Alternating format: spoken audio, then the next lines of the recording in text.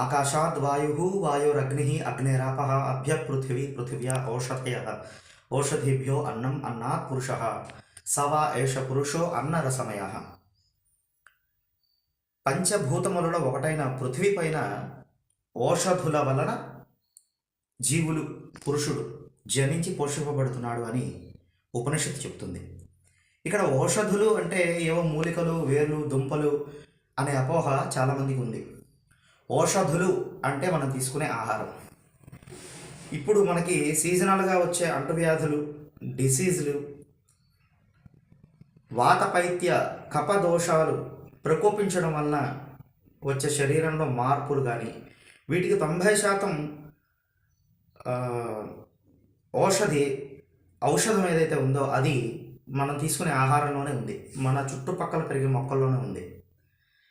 అయితే ఈ మధ్యకాలం ఇన్స్టాగ్రామ్లో అవనివ్వండి, ఫేస్బుక్లో అవనివ్వండి, ఈ మాధ్యమంగా చాలామంది ఎటువంటి మొక్కల్ని తీసుకుంటే ఏ ఆహారంలో పెట్టుకుని మనం తీసుకుంటే ఏది తగ్గుతుంది అనే అవగాహన ప్రజల్లో చాలామంది పెంచుతున్నారు. చాలా బాగుంది. ఉదాహరణకి ఇప్పుడు భృంగరాజ ఉంది. భృంగరాజ అంటే గుంటగలగరాకు. ఇది సాధారణంగా ఎటువంటి పొలాల్లోనైనా సరే కలుపు మొక్కగా పెరుగుతుంది. చాలామందికి తెలియదు. అయితే భృంగరాజ అనగానే అందరూ ఏమనుకుంటారు, భృంగరాజ తైలం ఉంది కనుక భృంగరాజ అనేది జుట్టు బాగా పెరగడానికి, హెయిర్ ఫాల్ తగ్గడానికి అనుకుంటారు. కానీ భృంగరాజ యొక్క అసలు గుణం ఏంటంటే రక్తశుద్ధి. భృంగరాజ మొక్క యొక్క ఆకుల్ని బంగాళదుంపతో కానీ వంకాయతో కానీ కలిపి చాలామంది ఒక కూరలాగా తీసుకుంటారు. అయితే పచ్చిమిరపకాయలు, కారం లాంటివి వెయ్యరు, ఇలా తీసుకుంటారు. అలాగే బలుసాక్ అంటారు. ఈ బలుసాక్ అనేది కూడా ఏంటంటే మనకి ఇమ్యూనిటీ సిస్టమ్ని మొత్తం కూడా చాలా చక్కగా వృద్ధి చెందించేలాగా చేస్తుంది.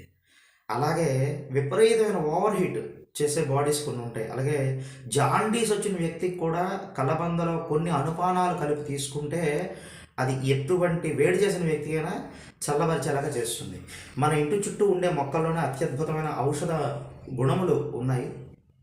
అయితే ఇక్కడ ఒక చిన్న విషయం నేను చెప్పదలుచుకున్నది ఏంటి అంటే, మనం ఔషధులు సంగ్రహిస్తున్నాం, బాగానే ఉంది.